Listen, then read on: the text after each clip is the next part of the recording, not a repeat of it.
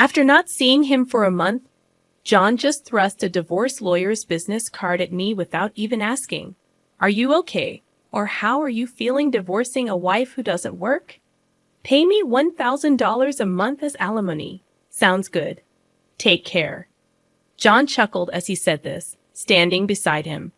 Emily was wrapping her arm around his, wearing a similar smug expression. "Fine, let's divorce then." I said it so casually that John seemed a bit surprised, but he quickly shared his smile with Emily. Good thing John isn't much of a thinker. It makes my plan easier to execute. After the divorce papers got approved, I decided to start my revenge plan on both of them. I will make them cry as a celebration of my recovery. My name is Sarah Wolf. I'm a 47-year-old illustrator. I'd also work as a children's book author. I just love drawing. I have two childhood friends, John and Emily. They're important friends to me, and John is also my husband. It all started when John asked me out as I was heading to a different college after high school. I was surprised. I'd thought he was into Emily, but I couldn't say no to a confession from John, whom I had secretly liked. After some thought and consultation with Emily, I accepted John's proposal. Emily's behavior had been a bit problematic since teens, but she was still a dear friend to both John and me. However, Emily had a tendency to snatch other people's boyfriends and then dump them once they became obsessed with her, causing problems time and again. Her parents were concerned, so John and I often spent time with her to watch over her. John and I got married when we were 25, 4 years later. Emily brought her fiancé into our lives. His name was George, a professional working for a top-tier company. Nice to meet you, Sarah and John. I've heard so much about you. Looking forward to our future together. George was very polite, and we all got along immediately. We would get together during holidays and vacations, taking trips or going on long train rides to enjoy some drinks. However, things started falling apart after Emily got pregnant 2 years into her marriage. John and I originally had many siblings, so there was no worry about an heir. So we decided we didn't need children. Both of us loved kids, but weren't keen on actively caring for them. Besides, we loved our freedom to travel and enjoy drinks. We often found it heartwarming to see families with children, but it was never more or less than that. When Emily announced her pregnancy, John's attitude started to change. He quit smoking because Emily said she couldn't stand the smell, and even offered to drive her to doctor's appointments using his vacation days. I warned him, "George might get upset if you're always with Emily." But John argued back, "You have work, don't you? She's our childhood friend, and she's reaching out for help. You're heartless." I said, "I've been buying things and helping where I can, but going with her to the obstetrician is crossing the line." When I said that, John frowned, and then he glared at me. "Why?" "Because Emily wants it, right? She says she's anxious about the checkup. I can't just let her go alone if she's anxious." All the more reason for George to go with her, right? If you go with her every time, it's almost like you're the father of the baby in her belly. John jealous? You're not going to get pregnant anyway, so what's the problem? He didn't take my concerns seriously, and instead started to snap, saying I was being annoying. We had hardly ever had a fight during our marriage, but things changed when Emily got pregnant. Our arguments increased, and that didn't change even after Emily gave birth. In fact, John started spending even more time with Emily and their child, Emma. But when Emma was 6, an incident occurred. It had to do with the attendees of Emma's graduation ceremonies. The day before the graduation, John suddenly started rummaging through the closet. "John, what are you doing? Have a meeting tomorrow." John's workplace had a casual dress code, but there was a rule to wear a suit during client meetings, so he always kept a few suits ready. But they were all thrown on the bed now. No, just trying to decide what to wear for the graduation ceremony. "What? You're seriously thinking of attending the graduation?" "Yeah, George, can't make it. Emily asked me." Wait, that's absurd. No matter how you look at it. I inadvertently raised my voice in denial. Immediately, John's face turned sour. I knew he occasionally picked Emma up from kindergarten, and I had done so myself when asked. Yet it was nonsensical for a childhood friend who wasn't even a biological parent to attend a graduation ceremony. What? You still doubt me and Emily? I'm disappointed that you can't even help out. That's not the point.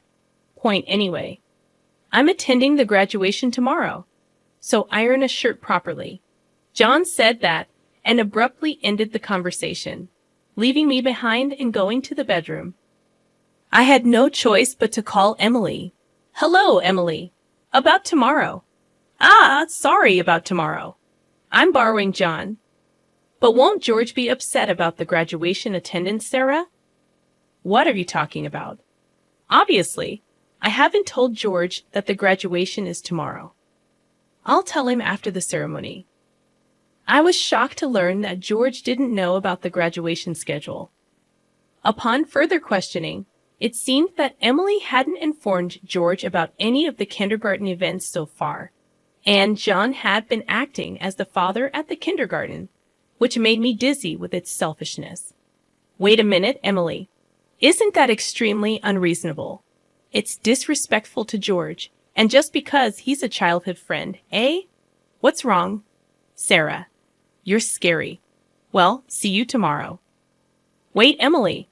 I was trembling with anger at Emily, who unilaterally hung up the phone. Still, in the end, I ironed a shirt, prepared a tie, and the next morning saw John off to Emma's graduation ceremony. Since then, Emily and John started going out more frequently, from once a month to once a week, and then to 3 times a week. Eventually, even George seemed to have some suspicions, and one day, while John and Emily were out, he visited our house alone. I'm sorry for visiting you late at night. There's something that's been bothering me. Is it about the 2 of them? Yes, I would like you to take a look at this. George showed me the GPS history he had installed in Emily's car. It showed that she had been staying at a hotel 3 times a week. All of those days, she was out with John, and just by looking at George's face, I understood what that meant. What do you want to do, George? I want to take revenge on those 2. Me too. I can't forgive them for betraying us after all this time. We started planning our revenge on them secretly. First, I started by increasing my income because I had been saving by doing housework and taking care of Emma. My income had drastically decreased. George switched to working from home. And when Emily and John would go out, he would bring Emma to my house, and we would take care of her together. Neither Emily nor John realized that we knew about their relationship, and we were able to gather solid evidence.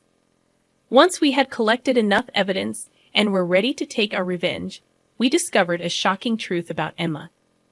George and I struggled with the decision, but we both agreed that we didn't want to hurt young Emma, so we decided to wait until she was an adult to take our revenge.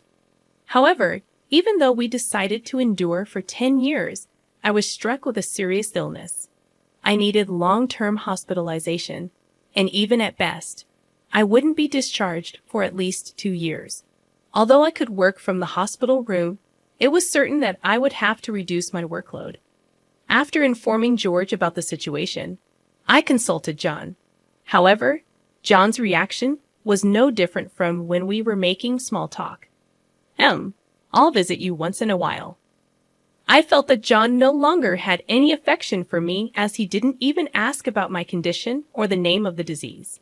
In reality, John only visited once a month or once every 2 months, and after Emma's 15th birthday, she started acting strangely. Although she used to visit me almost every day right after I was hospitalized, she became distant after her 15th birthday. However, neither George nor I could figure out why, and we were puzzled. Even when we asked Emma, she just said, "Don't worry about it." However, we ended up learning the reason from John, who rarely showed up. Hey, it's been a while. Yeah, it has. John, who had completely transformed into a flashy appearance, walked in without even knocking. After not seeing him for a month, John just thrust a divorce lawyer's business card at me without even asking, "Are you okay? Or how are you feeling divorcing a wife who doesn't work? Pay me $1,000 a month as alimony. That's the deal. So take care," John said, grinning from ear to ear. Beside him, Emily wrapped her arms around John's with a similar expression on her face. "Fine, let's divorce then," I casually agreed, which seemed to surprise John for a moment. But he quickly exchanged smiles with Emily. It was good that John wasn't the type to think too deeply. That's why my plan worked so well. After receiving a notification that the divorce was finalized from John, I decided to start my revenge plan against the two of them. I will make them cry as a celebration of my recovery. I promptly started to take action. First, I contacted George to transfer hospitals. Then I informed my lawyer that they would be mediating between the two parties from now on. George also began to act at the same time. He moved near my new hospital with Emma, and he started to visit me frequently. Emma still had a gloomy expression, but I was happy that she came to see me every day. Most of my belongings were already in the hospital room. So I told John to dispose of the rest. I didn't want to bring anything that the two of them might have touched into my new life. Once the hospital transfer and George and Emma's move settled down, I received a call from John. I had only left my seat for a few minutes, but my smartphone already showed 30 missed calls. I answered the phone, feeling exasperated. "What? Hey, what the hell is going on?" I could hear the voice of a troubled real estate agent behind John's panicked voice. I also heard Emily yelling, which made me feel sick. "What do you mean? What's going on? It's obviously about the house. Why do we have to move out?" John shouted at me as if it wasn't his fault at all. I replied to him coolly, "Obviously, because that's my house." Huh. John seemed to have completely forgotten. But the truth was the house we lived in was a room I rented as a workspace. When I started to make a living as a freelancer, at that time, I didn't have enough income to maintain two houses, and John didn't have enough income to live alone. So he ended up moving into my place. Therefore, Jan had never paid the rent or utility bills for that room. Although I received some money from him for living expenses, it wasn't enough to maintain the place. Unfortunately, that room was already canceled. It was far from the hospital I transferred to, so I had processed the cancellation the day after submitting the divorce papers. I didn't inform him because the real estate agent who knew the situation said they would contact him. George and Emma suddenly disappeared, and our house was sold. What are we going to do about our new house? I don't know. Maybe stay in a business hotel for now.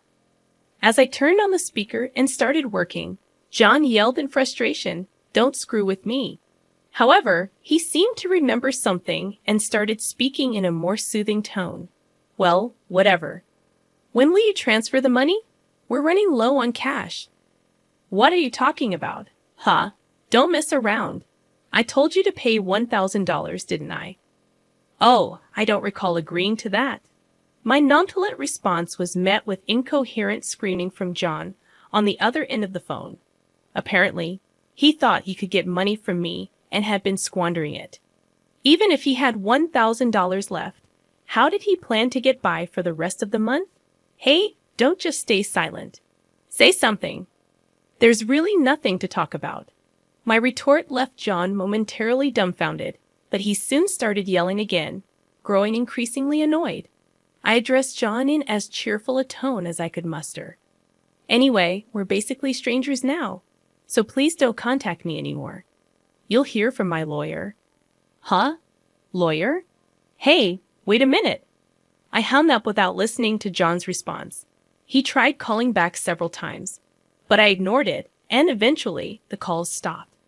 However, angry that I didn't answer, John started ignoring calls from my lawyer. He certainly had a childish side, but I never imagined he'd be the kind of person who didn't mind causing trouble for others. I sighed deeply at John's selfishness. A few months later, after a temporary discharge from the hospital, I visited John's parents' house. In front of me were John and Emily, both looking small and trembling. You telling my parents is a low blow. Oh, I just reported that we got divorced. Jan glared at me in response to my answer, but he shrank back under his father's stern gaze. Actually, I had a great relationship with my in-laws, even visiting and dining with them when John wasn't around. Despite being so well-loved, I felt it was wrong not to share the details of our divorce. So I went to visit them. Is it true that you're remarrying Emily? Yes, it's true. True. Emily, Emma, and I are going to start over as a family. What are you talking about? Your only family is Sarah. She's not my family anymore. John's words made his father frown with a look that seemed to say, "Give me a break." John shook his head a few times, then handed me a piece of paper. It was a bill from a nearby luxury hotel. What's this? It's the bill from the hotel we stayed at. John, acting as if it was obvious, pointed at the bill on the table, then suddenly collapsed. Oh, what the heck, Mom? I didn't raise you to be like this. My mother-in-law, gasping for breath, was met with a look of disbelief from John. Next to him, Emily wore the same expression. Why are you so angry? It's just that the family is changing because I'm getting married. Plus, you'll have a grandchild, a blood-related one at that. Aren't you happy? You two didn't. My mother-in-law, looking as if she couldn't believe what she was seeing, glanced at Emily, then turned her gaze to me. Both my in-laws understood that I didn't want children and still treated me as their own daughter. Of course, they treated Emily, my childhood friend, similarly. But there was always a boundary between a daughter-in-law and a friend. I remembered Emily often complaining about that. So I was certain my mother-in-law wouldn't be happy about this situation, and Emily should have known it too. You dote on Emma, right? It'll be your grandchild, so you'll be happy, right? It's because she's a child I've known since she was little. Oh, but half of her blood is from John, right? Even after all this, Emily, showing no sign of remorse and acting as if she couldn't understand the problem, gave me goosebumps. At that moment, someone who had been silent until now spoke up. Enough already. It's disgusting, huh? Emma, who had been playing with her smartphone in the corner of the room, spoke to Emily without looking up. The room fell into a stunned silence. My dad is the only one I consider my father, whether we're related by blood or not. He's the only one. But you know, John has always been the one to attend your school events. I heard everything from Dad, how he was always informed of the event dates after they were over. How eventually even the events themselves were kept from him. But Dad always said I was his daughter, so I am his daughter, and I will never be yours. Emma glared at Emily as she said this. Then, sitting beside me, she switched to a more concerned tone. You know, when I found out about this, I thought you would hate me. But Dad said that wasn't the case, so I came here today. Emma, I love you so much. You were so kind to visit me every day while I was in the hospital. I was really happy, Sarah. Emma, perhaps relieved of her anxiety, teared up and hugged me tightly. It might indeed be a child resulting from an affair between John and Emily. Yet it's a child I've taken care of for 15 years. There's no way I don't have affection for her. Speaking of which, Emily, weren't you curious why I wasn't surprised when I found out Emma is John's daughter? Ah! Emily looked startled. Before she could speak, a new person entered the room. We knew from the start, 10 years ago actually. George suddenly appeared. Understandably so, as she had recently unilaterally demanded a divorce, citing irreconcilable differences. I was shocked when you mentioned divorce. Oh, and, unfortunately, you're not divorced yet. The divorce papers are still here.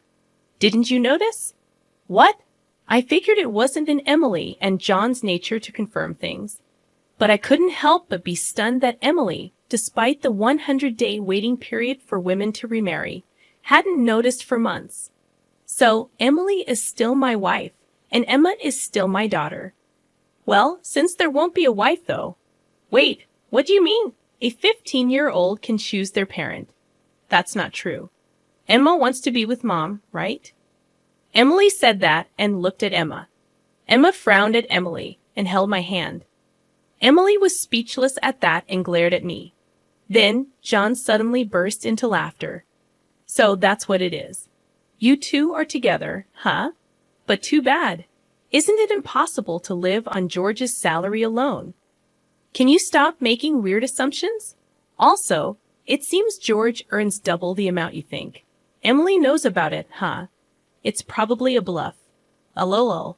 Besides, it's impossible for you to work while dealing with your illness. You'll just die miserably somewhere.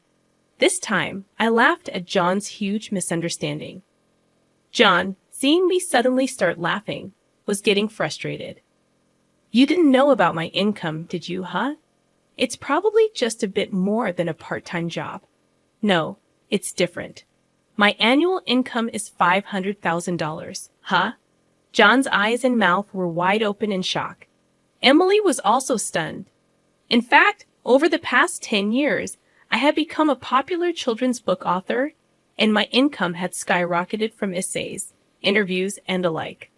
Moreover, a film adaptation is planned soon, so my income is skyrocketing. Liar. Oh, do you want to see this?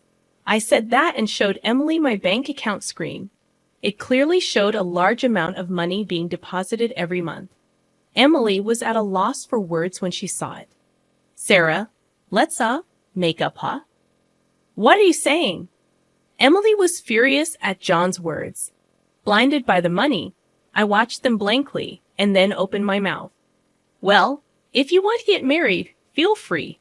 Oh, and I'll definitely take the compensation for damages, Sarah. Wait, Sarah. Ignoring John's words, I took Emma's hand, and after saying goodbye to my in-laws, I left their house.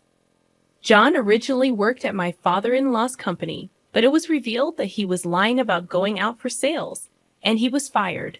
My father-in-law planned to forcibly put him on a friend's fishing boat and work him to the bone. Working on a fishing boat was tough for an indoor-loving John, and he contacted me several times. But each time, I notified my father-in-law, and eventually, the calls stopped. Emily lost custody to George and got divorced. She seemed uninterested in John, who couldn't afford luxuries and didn't seem to chase after him. She was disowned by her family and lived alone in a rundown apartment. She hadn't worked at all since getting married, and since she had always made others do things for her, she couldn't do anything herself. And there were hardly any places that would hire her as a full-time employee. Still, she had to pay for her living expenses and child support, so she worked multiple part-time jobs and barely made ends meet. After entering high school, Emma worked hard every day to study abroad and go to a prestigious university overseas. Being originally diligent, her dream is to translate my picture books and deliver them to children all over the world, which makes me happy. As for me, my picture books are selling well, and I am receiving more and more offers for anime adaptations and merchandise. My illness is also progressing well, and although I am still hospitalized, my doctor recently told me that I might be able to leave the hospital next year. And one more thing. George and Emma come to visit me every day. Actually, George recently confessed to me with remarriage in mind. I haven't given my answer yet, but I can't help but have feelings for him. He said he wants to live together when I leave the hospital. While thinking about what to answer, I work on my picture books every day, hoping for a happy future for us. I weave stories again today.